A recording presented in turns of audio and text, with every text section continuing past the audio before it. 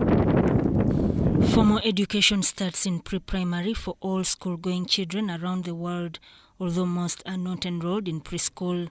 According to United Nations, Uganda lacks early childhood education facilities, although there is a policy provision for it. Available preschools are unaffordable, private-owned and located in urban areas. Poor families fail to afford the cost of enrolling children to early childhood facilities because of exorbitant fees charged, excluding majority of children.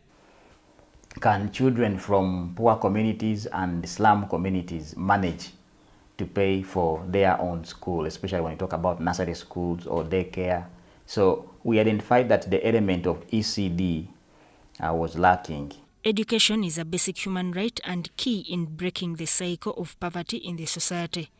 However, it is inaccessible and unaffordable by many families living in city slums. Children miss essential social services in their communities. Many children can't go to school just because they know I won't have a meal or I'm hungry, and this is going to affect their ability to study. Others, remember, they are single mothers, so they cannot afford this education. Early childhood development is key to living a full and productive life, especially to urban communities living in Kampala slums. A 27-year-old Pauline Namayanja, resident of Katanga suburb, is a vulnerable slum single mother of 5 children from Masaka.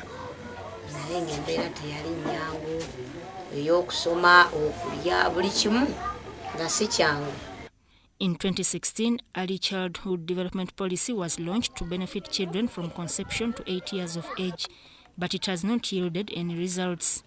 Now, Kids Club Kampala, a non-government organization, wants to increase access to and coverage of integrated community-based early childhood development services that meet national standards to benefit deprived children in city slums. The Encouraging Education project, introduced in late 2010, is being implemented in the slums of Katanga, Namuwongo and Naguru. Informal early education for all. It is free in such a way that it looks like UPE. And we've been running it as a pilot project in 3 slum communities here in Kampala. The development of children in the first 5 years is fundamental for brain development and helps a child attain their full potential. In slums, children are exposed to risk trends. They are neglected by their families and later may engage in drug abuse, forced labor and commercial sex. There is a lot of domestic abuse and there is a lot of crime. There is a lot of violence that they are exposed to. Some of them are living on streets from as early as 4 years, 3 years, and the child is just roaming around. Under the project, barriers that prevent children from accessing education and including deficiency of scholastic materials and hunger are limited because it provides children free education classes. Shamila Nambobi is 15 years old, living in Katanga slum. She is in Senior 1 and beneficiary of the scholarship project. Her parents couldn't afford her education. Kids Club Kampala has helped me to pay my school fees since before. Now I am in Senior 1 and they are still paying for me my school fees. They want to be a doctor.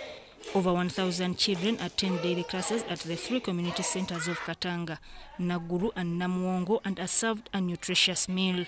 The teachers supporting these community centers use a non-formal approach to learning, which allows tutors to adapt learning to a child's essential needs. We normally bring in informal education. How? We begin with singing, we begin with telling them stories. They also participate. This early childhood education helps children to interpret. So in that process, we are able to understand different characters and the personalities of the children. In the slums of Naguru and Namuwongo, local authorities say non-formal early childhood education program has nurtured and educated the child. Kid Club is a very good project. In fact, they were doing best in vulnerable children. This has been so helpful in our community here, especially in basic education to our children. The program targets child brain growth and promotes moral values among children living in slums. It has also created harmony between parents, children, and community.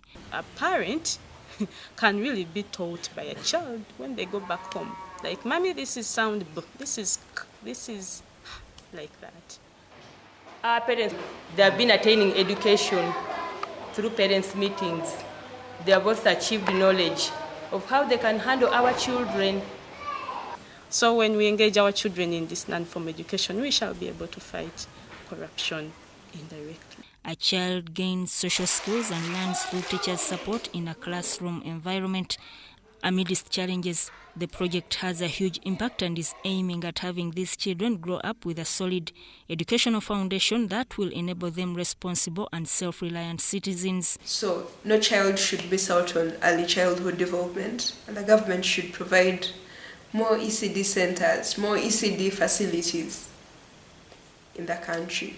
Our project would actually help instill more morals and provide a better support for these children. And together we shall have a better city where we have streets free of street children, because we have taken an initiative and we have taken time to nurture and provide support for those who would be street children for tomorrow. Investing in the early years of a child develops human capital.